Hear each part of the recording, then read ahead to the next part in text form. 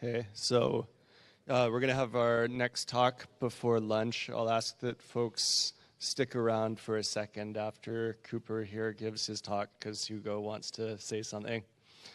So those who attended REcon 2014 will remember that Eva Galperin of the Electronic Frontier Foundation gave a really interesting talk to open the conference, and Cooper is here somewhat as an extension of that, I think, to talk about targeted malware campaigns. Great, thank you very much. Hi, so I'm Cooper, and this talk is called When Governments Attack, and I'm going to talk about some of the targeted malware campaigns that EFF and our clients have received. This is a picture of me. I am a staff technologist, and I'm a security researcher at the Electronic Frontier Foundation. I work on our Privacy Badger project, as well as our efforts to stop third-party tracking online. I've given security trainings to activists and journalists, and I've done security research on street-level surveillance devices for EFF. I've also recently begun learning the art and science of reverse engineering, and I'm loving it so far, and I'm honored to be here at REcon. These last few days have been some of the most amazing talks I've seen at a hacker conference. This is my colleague, Eva Galperin. You probably remember her from 2 years ago. Unfortunately, she couldn't be here today. But she gave a talk at REcon 2 years ago. She's an international policy analyst at EFF, and she does research on malware and targeted attacks and trains vulnerable populations like journalists, activists, and lawyers in surveillance self-defense. She also covers policy that affects security researchers, such as export controls, like the Wassenaar arrangement. So what is EFF? Who here hasn't heard of EFF? I'm going to pretend that I see a hand, because otherwise I have to skip like 20 slides. So I think the best way to answer who is EFF is through this. Earlier this year, my colleague Jeremy Galula did some tests that proved that T-Mobile was throttling bandwidth for all video files, which were sent over the T-Mobile network if the user had the binge-on service enabled. We asked the T-Mobile CEO, Jean Legier, about it, and he had this lovely response for us. I want to take a minute to address John's questions, because I think they're actually important. So, first question, who the fuck are you anyway, EFF? Well, I guess he didn't bother to look at our Twitter profile, or our website, or use Google. Oh well, I suppose I'll have to explain it for him. We're a nonprofit that's been around for 25 years, and our mission is to make sure that when you get online, your rights come with you. We're probably most notorious for our legal work, such as the many lawsuits against the NSA for unconstitutional spying, which we're involved in. This is something we've been doing since 2006, and we're kind of hipsters. We were doing it before it was cool. We also defend hackers in court when they get into trouble for doing security research. Ideally, we advise them when they have questions about their research so that they don't get into trouble in the first place. I should note here that I'm not a lawyer, and I am certainly not your lawyer. So nothing in this talk constitutes, or the questions and answer constitutes legal advice. If you have any legal questions, find me after the talk, and I'll put you in touch with the people who do that sort of thing.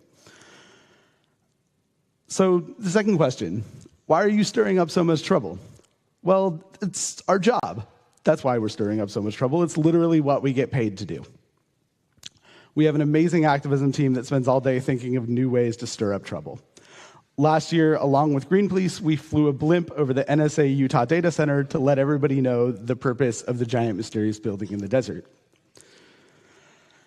We also work to reform the Draconian Computer Fraud and Abuse Act, which punishes security researchers with extreme sentences for their research. We helped defeat the SOPA and PIPA bills in the US, which would have censored the internet in the name of protecting copyright. Generally, if there's legislation out there that's bad for the internet, we are there to provide analysis and organize opposition. And we actively opposed the 2013 changes to the Wassenaar arrangement, which would punish security researchers and classify security tools as weapons, as well as the US proposal for its implementation, which was even broader and more dangerous. And this actually came out of discussions that Eva had 2 years ago with security researchers and academics while she was here at REcon. So thank you for that. Good job, REcon. And the final question, who pays us? Well, we're lucky enough to be paid by our 25,000 members amazing members who make donations and make up the largest part of our yearly budget. Our members launched a Twitter campaign letting John Legere know the fact and to let him know that they would pick EFF over T-Mobile any day. Thanks to the show of support, John quickly backpedaled and admitted that he does know who EFF is and, in fact, has no problem with us. So, good. EFF also works on some technology projects. This is the logo for Privacy Badger, which is our browser add-on that blocks third-party trackers from spying on your browsing habits. Privacy Badger currently has over 500,000 users. We also have, you've probably heard of HTTPS Everywhere. This is our browser extension, which encrypts your connection using HTTPS to websites whenever possible. It currently has more than 2 million active users and is also millions more via the Tor project. We also recently started a free certificate authority called Let's Encrypt and wrote a client to automatically create SSL certificates, which is called CertBot. So far, we've issued 4 million free certificates. So it's less well known that EFF also does security research, mainly focused on vulnerable populations. We've published research on the ways in which the Vietnamese government is targeting opposition activists and their supporters, as well as research into malware campaigns by pro-Assad hackers in Syria. My colleague, Dave Moss, and I researched vulnerabilities in automatic license plate readers after we received a tip that Shodan could be used to find them on the internet. We discovered hundreds of ALPR devices all over the US that were open to the internet with no authentication at all. You could use the web interface to view vehicles as they drove by and the scanned license plates. You could even download the information if you wanted to. You could telnet into the devices without a password.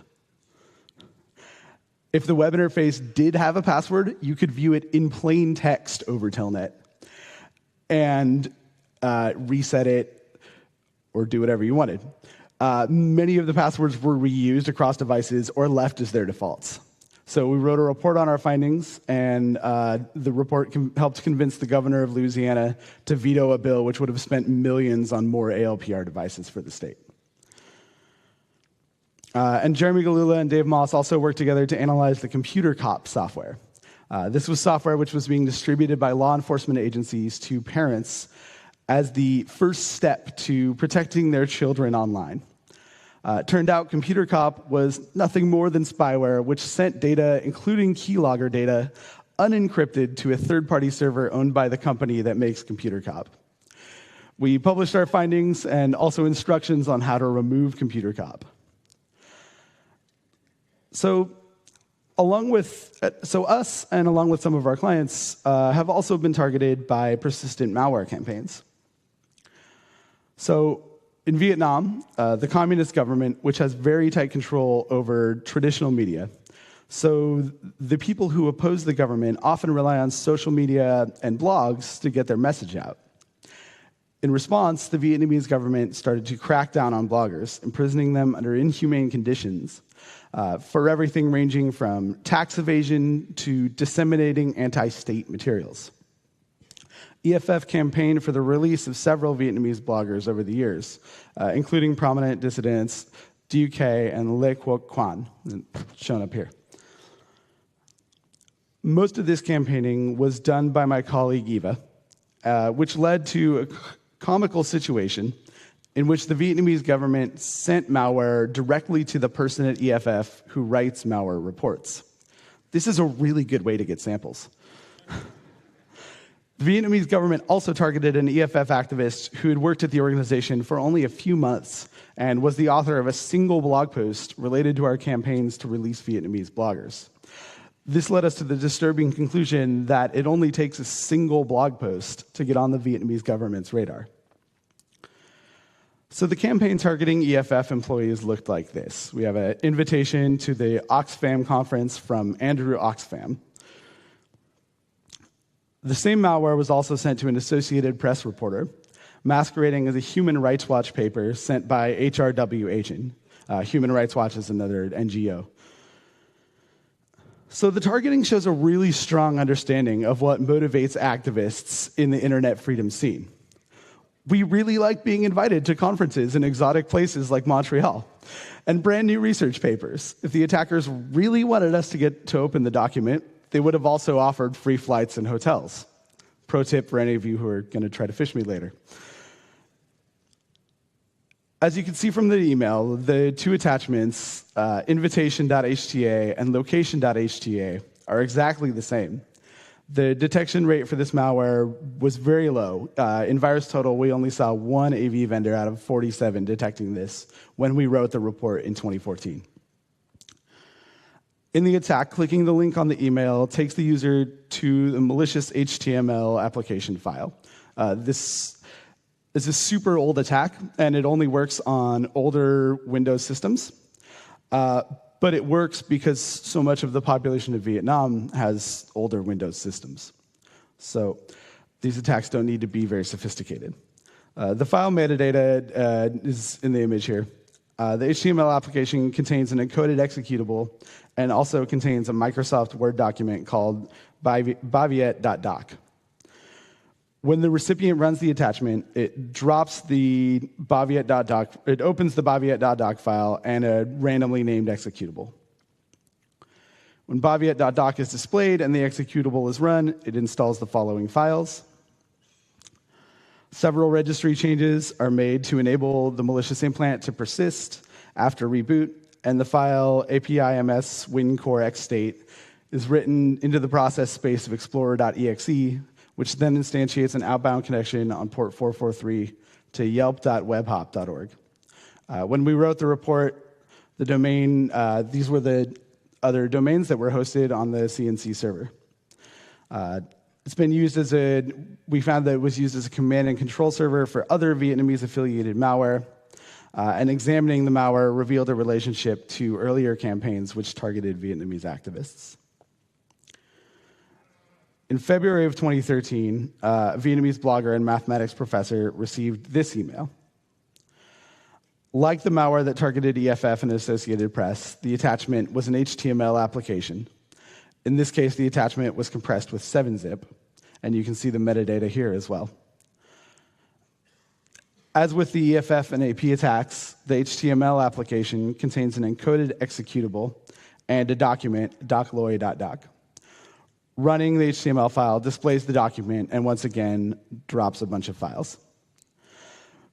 Values are inserted into the Windows registry for persistence, and the implant contacts a remote command and control domain, again on port 443.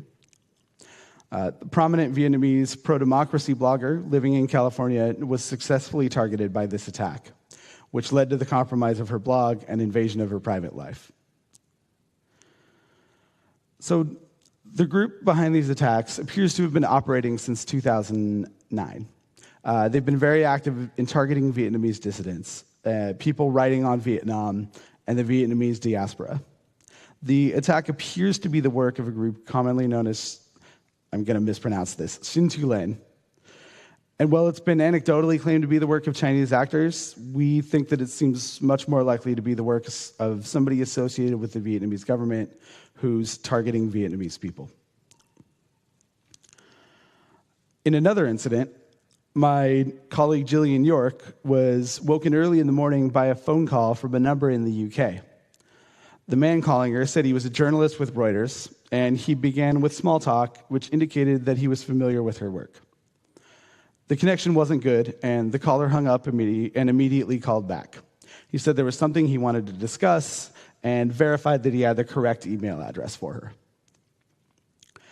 Immediately after the phone calls, Gillian received an email masquerading as sent from the Reuters news agency's tech department and asking for an interview. The spoofed email contains some errors, including the misspelling reuters.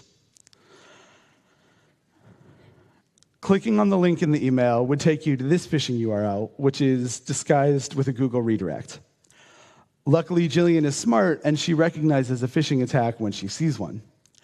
Since she didn't click the link, the attacker got impatient and called her back, insisting that she open the document. At this point, aware of what was going on, Gillian decided to have a little fun with the attacker and requested that he include the text of the message in the body of his email, knowing, of course, that he wouldn't. The attacker sent the same email again, this time from a different email address. He then called Jillian, continuing to insist that she open the document, saying that it was from his personal email address, so it must be okay. Jillian, of course, refused. The attacker then called her 30 more times that day, which didn't do anything to increase his credibility. The angry ex-boyfriend approach. The attack wasn't successful. Sorry. So Citizen Lab researchers John Scott Railton and Katie Klimola researched and wrote a report on these attacks, which, in addition to Jillian, had targeted Iranian activists.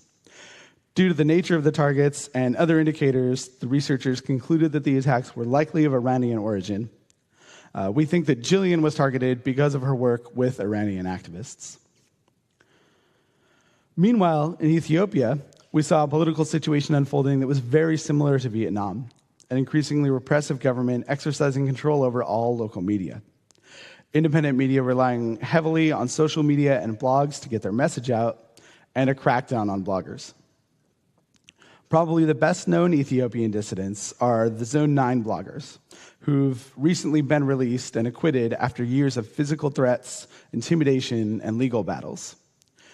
The Zone 9 blog gets its name from Kaladi prison outside of Addis Ababa, which is divided into zones, with journalists and political prisoners being held in Zone 8.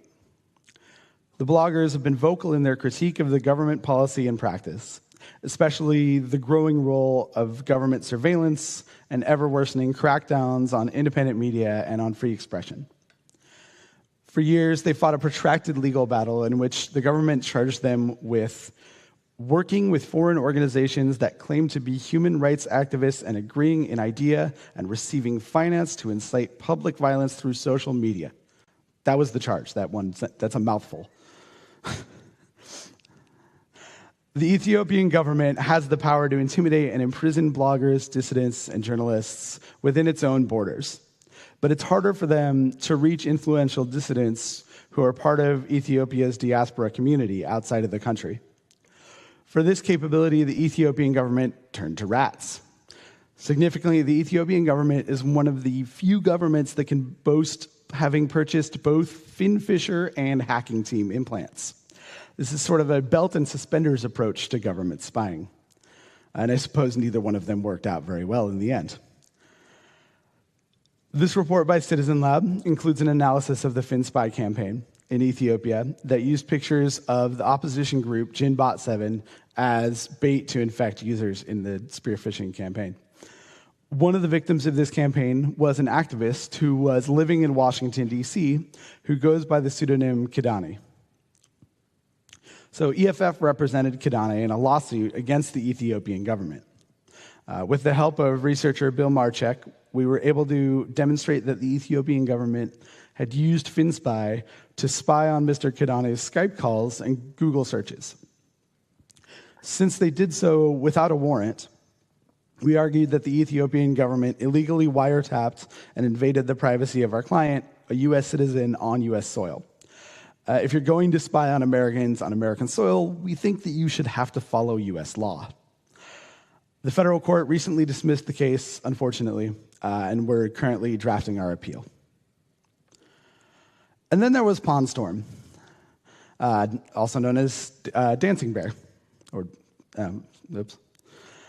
So we used to own the electronic frontier foundation.org, but we'd apparently let it expire a few years ago, and it fell into the hands of domain squatters. In August 2015, we got a call from some friends on the Google security team letting us know that they'd observed electronicfrontierfoundation.org being used as part of a targeted malware campaign. We began looking into it, and we noticed a large number of similarities to the PawnStorm attack campaign, which was going on around that same time.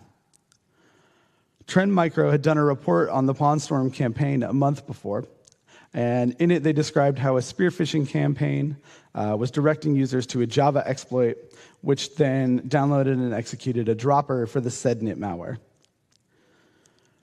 Trend Micro rolled the attribution dice, and linked the PawnStorm campaign to Dancing Bear APT28, citing the fact that they were using the same custom malware and have similar targets. In 2014 paper, FireEye linked APT28 with the Russian government based on technical evidence, technical sophistication, and the targets chosen.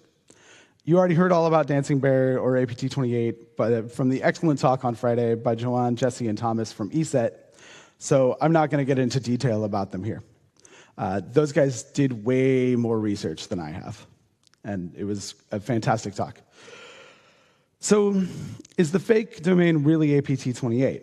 Well, let's go through the evidence. We have electronicfrontierfoundation.org, which is an excellent domain for spear phishing, so I think we can check that off. We have a Java exploit, which is the same as the one reportedly used by PawnStorm, so I think we can check that off. We have a dropper, which is named cormac.mcr. This is the same name that was observed to be used in the PawnStorm campaign. Unfortunately, we weren't able to recover a copy of the dropped sednet file, though we did find a sample later. But despite that, drawing from these conclusions, it seems likely that the organization that behind the fake EFF phishing attack is likely the same one as PawnStorm and also, therefore, has ties to the Russian government. Past attacks have targeted Russian dissidents and journalists, U.S. defense contractors, NATO forces, and White House staff. We don't know who the targets were for this particular attack, but it doesn't appear that it was anyone in the EFF staff. So let's talk about the exploits, because this is REcon. There were 2 Java exploits at work here, both of which were 0-day when the PawnStorm attacks began. The first 0-day disabled click-to-play protections that Java has in place, allowing for an unsigned Java applet to run automatically in the browser as soon as you click the link. The second was an object deserialization vulnerability, which allowed the attacker to modify an attribute on an unrelated object. In this case, the attacker used it to turn off the Java Security Manager, which then allowed them to download and execute the binary file. So Trend Micro already did quite a bit of research on the Java exploits, so I'm only going to briefly explain them here. The click-to-play exploit takes advantage of the Java Network Launch Protocol, or JNLP. JNLP lets applications launched on the client desktop use resources from a hosted on a remote web server. It can be used to inline a base64 encoded Java applet in a web page to speed up launch time, which you can see up here. Normally, this would get some metadata from the init.jnlp file and then launch the applet encoded in the JNLP embedded parameter with click-to-play protection. But that's not what happens in this case. So Java provides a directory service that allows Java software clients to discover and look up objects via name. It's called Java Naming and Directory Interface, or JNDI. For this exploit, the attacker crafts a standard init.jnlp file with one important change. The file contains metadata about the applet and can also contain a progress class attribute, which should contain an implementation of the download service listener interface. This is a Java interface to display essentially a loading bar for the applet. Instead, in this case, it contains the class javax.naming.initialContext, which starts a JNDI request for an object of the attacker's choosing. Java runtime should have ensured that progress class was an instance of download service listener, but they didn't, and that's what allows for this exploit. javax.naming.initialContext gets a JNDI file from the malicious server, which then uses JNDI to request and run an arbitrary class of the attacker's choosing without any click-to-play protections. In this case, the attacker loads the Go class from the malicious server. Go.class is then used to launch app.class, which is seen above. This brings us to the second Java exploit, which is the vulnerability in object deserialization. The vulnerability allows an attacker to craft a serialized object, which then, when unserialized, contains as one of its attributes the private attribute of another object outside of the serialized object type. And this is the crafted serialized object. Don't bother trying to read it. After the object's deserialized, this is what it looks like in memory. We have an atomic reference array object, which contains an array of help objects, which is another class that was defined by the attacker. Here's the code that implements the exploit. In step 1, we deserialize the crafted object. which sets up the atomic reference array that you saw earlier. Deserializing the object sets up a chain of events in 2 and 3, which let us trick the Java interpreter into typecasting a class loader object into a help object, allowing the attacker to call the protected method classloader.defineClass. Calling defineClass lets us redefine the system.securityManager object, thus disabling it and allowing the code to download and execute the stage 2 dropper. It's worth noting here that the Java code contained facilities to download code for Windows and for Unix-like systems. We were unfortunately not able to find any samples of the Unix payload, although maybe the ESET guys have some. There may be some out there. It's also worth noting that the decompiled app.class contained a lot of debugging strings. This suggests that the attackers were in a hurry to deploy this code, or they're sloppy. You can see there's some system.out.print lines, and didn't have time to remove the debugging strings. So the stage 2 dropper is called cormac.mcr, and it's given a randomly chosen name once it's on the system. And it's a dropper for the sednet malware. The dropper checks if a debugger is present and then decrypts the data using RC4, writes registry keys, and does a local privilege escalate, or attempts a local privilege escalation exploit, and then drops and starts sednet.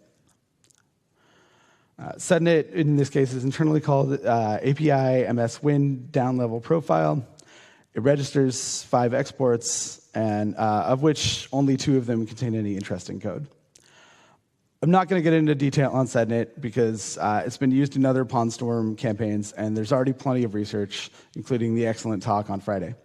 But cormac.mcr is new for the PwnStorm group, so we decided it'd be worth taking a closer look at that.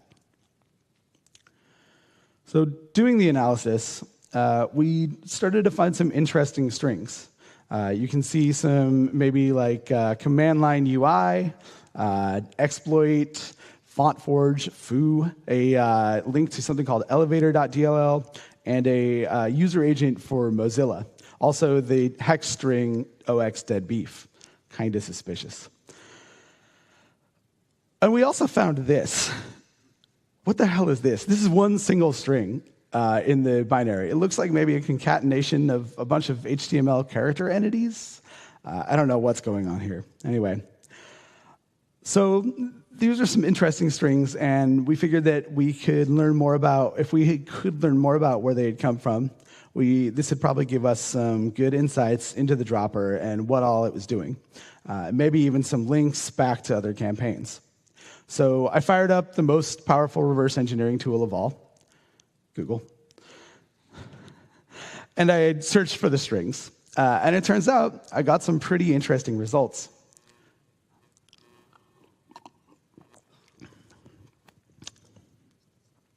So about a year ago, the notorious mercenary hacking group Hacking Team had their servers completely owned. The hacker, Phineas Fisher, dropped about 400 gigabytes of documents, email, source codes, exploits, and binaries. One of the binaries contained many of the same interesting strings from the dropper. The binary is calcelevator.exe, which appears to be a proof of concept for a local privilege escalation exploit for Windows. Here you can see a hex dump of the data section of calcelevator.exe and cormac.mcr. And note that they both contain the hex string oxdeadbeef, followed by the URL for elevator.dll, and then a series of null bytes until they get to what appears to be a bunch of DLL import strings. The 2 sections of the binary are identical. Here's the source file, which was also in the Hacking Team dump, called loader.c. And as you can see, it contains the string pointing to elevator, as well as many of the same other strings that we saw in our binary. And it also contains some assembly code, which loads the privilege escalation exploit that I mentioned earlier. So there's an interesting timeline here. The Hacking Team leaks happened on June 6th around 1:30 a.m. UTC +1. The earliest sample of cormac.mcr that I was able to find online has a compilation timestamp of June 7th at 13:42 UTC +1. This is just 36 hours later. No other samples on the internet contain any of these libraries until one that's compiled on June 29th. So what does this mean? Why are these guys so fast? How did they recompile? How did they get this in 36 hours, right? It seems pretty significant. I have two theories about this. Theory one, Dancing Bear sees the hack team leaks on Monday morning when they get into work. They download the torrent, they look through the source code, they find the privilege escalation exploit loader.c, they decide it's interesting, they get it compiling, they integrate it into their new dropper, they test it, and they pull the trigger on the operation 36 hours later. There's some holes in this theory. One, that's a shitload of work. Why would a team that is professional, right, and presumably testing their exploits, include brand new untested code that was leaked onto the internet in their operation, which is about to go live? I'm not sure it makes a whole lot of sense given what we know about them. Another theory is that perhaps Dancing Bear already had access to the particular hacking team source code and were in the process of integrating it into their dropper. Theoretically, they saw the hacking team leaks, realized that signatures would soon end up in antivirus, and decided to execute the operation within 36 hours. It makes about as much sense as the last theory, but we have to ask ourselves how they got the source code in the first place. They could have bought it from Hacking Team, but it doesn't seem like that's Hacking Team's business model, and it's also not a very good one. They could have also owned Hacking Team previous to the leaks and already had access to the source code that way. None of these theories are great, and I have no proof for either one of them. So, in my opinion, it's worth researching further to discover if the Pawn Storm Dancing Bear campaign has any other links to Hacking Team from before the leaks, or if how they've been using it since the attack. I think it's also interesting and worthwhile to research how the Hacking Team malware has spread and been used since the Hacking Team leaks happened. And I want to mention here what a boon the Hacking Team links were for researchers who were investigating Hacking Team malware. There were a ton of reports and attribution that were made possible by the leaking of this information. There was a lot of hard attribution which just wouldn't have been possible otherwise. In my opinion, this illustrates just how useful leaks can be for reverse engineers and malware researchers, not just for investigative journalists. So thanks to the leaks, in addition to the research that Trend Micro had done and the fact that it targeted us, we were able to draw some interesting connections and attributes that we wouldn't have otherwise been able to. So what lessons can we take away from the attacks that I demonstrated here today? One lesson is that the attacks don't need to be sophisticated to work. Most of these attacks were pretty bog-standard spear phishing attacks, trying to convince people to click malicious links or open malicious documents. Governments are rarely using 0 days in this situation, and it seems like governments mostly save their 0 days for other governments. Sometimes they're not even using particularly sophisticated rats. That stuff costs money. Having said that, attacks don't need to be sophisticated to work. And the targeting that we see often is very sophisticated. Attackers know what interests their targets: human rights reports, news relevant to their work, and free trips to conferences. So 2 years ago, my colleague Eva Galperin embarked on a campaign to get security professionals more involved in this particular kind of security research, which we felt was typically overlooked because it's often not technically sophisticated. We discovered that there were a lot of reversers who were interested in helping, but integrating them into our workflow proved to be quite difficult. Our work in the area has a lot of aspects, and some of the things we do are community relations and trust building. Eva travels all over the world, and other of my colleagues, and work directly with vulnerable populations on the ground. This helps us to build the kind of trust relationship that you need in order to convince an activist who's being spied on by her government to give you full access to their devices full of potentially sensitive information. We also do incident response, malware analysis, and write reports about the malware that we find. We work to educate vulnerable populations about the specific threats that they face in doing in-person trainings, as well as through our Internet Privacy and Security Guide, the Surveillance Self-Defense Guide. Sometimes the work that we do has implications for policy or for law enforcement, in which we write policy papers. Or we do activism around these issues, such as our work opposing the changes to the Wassenaar Arrangement. We also work to convince companies to change their practices or policies in ways that help protect users, especially vulnerable populations like activists and journalists.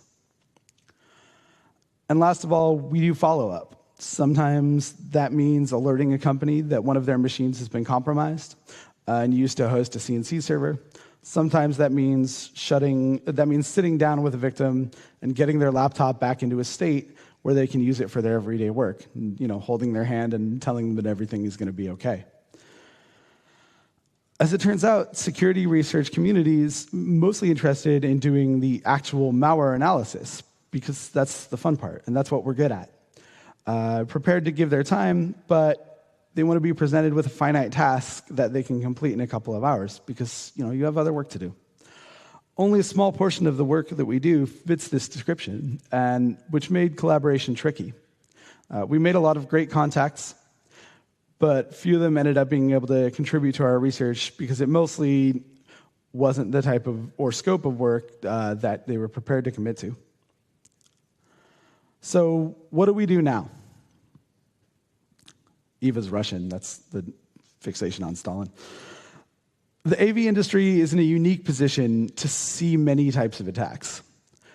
We would like them to issue the kinds of warnings to people they think are being targeted by nation states that Google and Twitter do. It would also be good for these warnings to actually be useful. When Twitter started sending out warnings to its users, telling them that they thought they might be targeted for a nation-state attack, they advised users to use Tor and included a link to EFF's guide to the safety of social networks, neither one of which would actually protect you from a state-sponsored attack. Google advises victims to change their passwords and turn on two-factor authentication, which might actually help mitigate attacks. So, what can you do? Pick an organization that you care about and offer them your services. There are a bunch of great organizations in the world: Amnesty International, Human Rights Watch, Freedom of the Press Foundation, Fight for the Future, et cetera, et cetera. And most of them have small to no technical budget and zero security budget.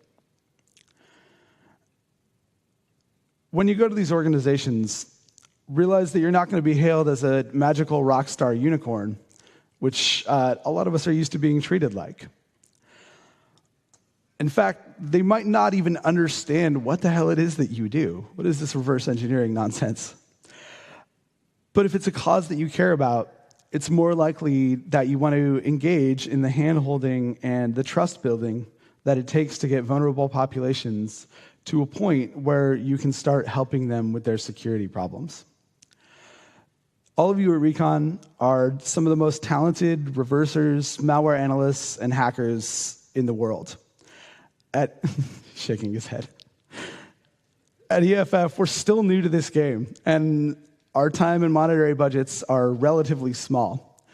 With your skills and with your resources, imagine all of the amazing work you could do to protect vulnerable populations, such as journalists, activists, and human rights lawyers all around the world.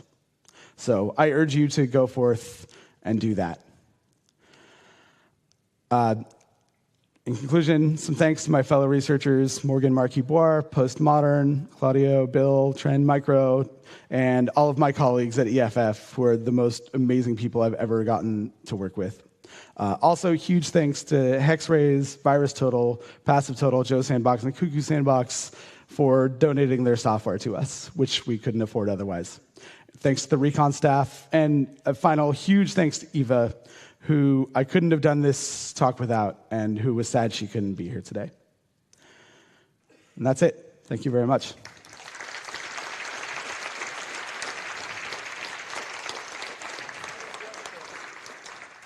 So, yeah, I think we have time. If I don't have time, personally, if I do not have time to help you guys directly, what can I do to help?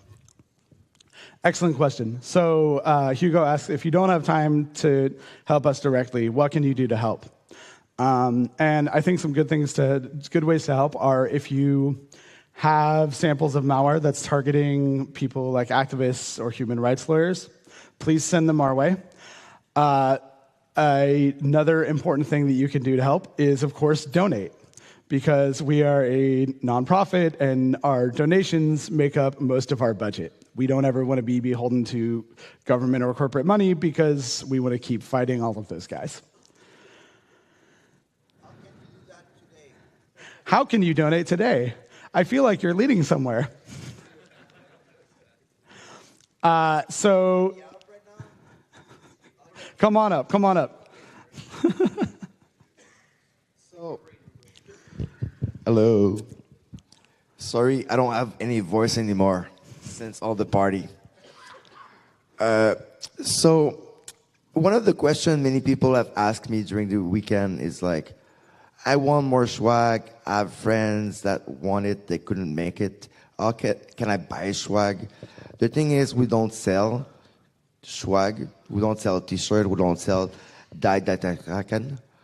This one is going to go in a special way. We're going to do a silent auction for this wonderful board. It's version 1.0. Is Dimitri in the room or Thorsten? Where are they? How do we pronounce REcon? REcon. Can you give a bit of description of what this can do?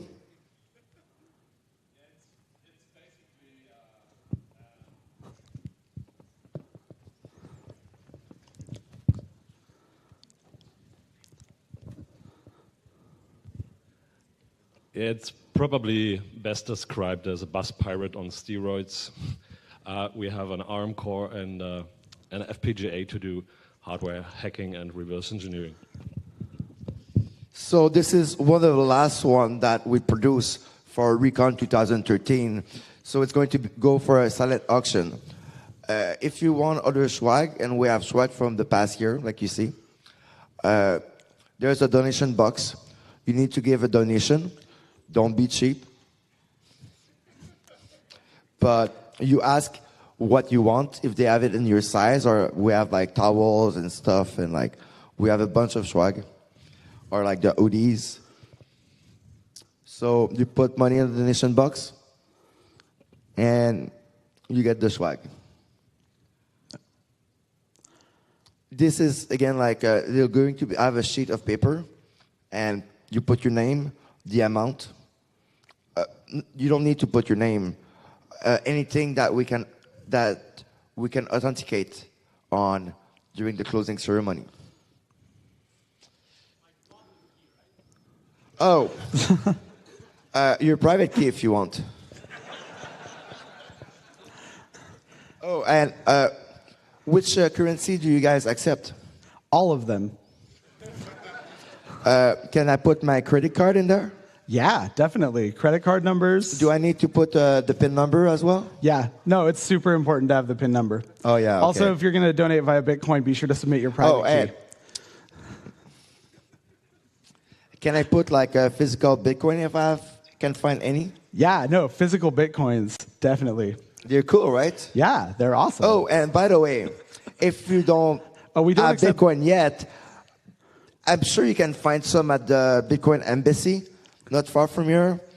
If you don't have money in your pocket and you have plastic, but you don't want to put the whole thing in, there's a bank over there, you know? Oh, we don't accept Dogecoin. What's wrong with Dogecoin? I love memes, but I have no way to turn Dogecoin into Is there a money. Dogecoin guy here? cat coin. Okay. What about? Yeah, I don't know what to say after that. This joke's dying. We got to work on our stand-up routine. Any other question? Any other questions? Looks like no. Okay. Thank you very much.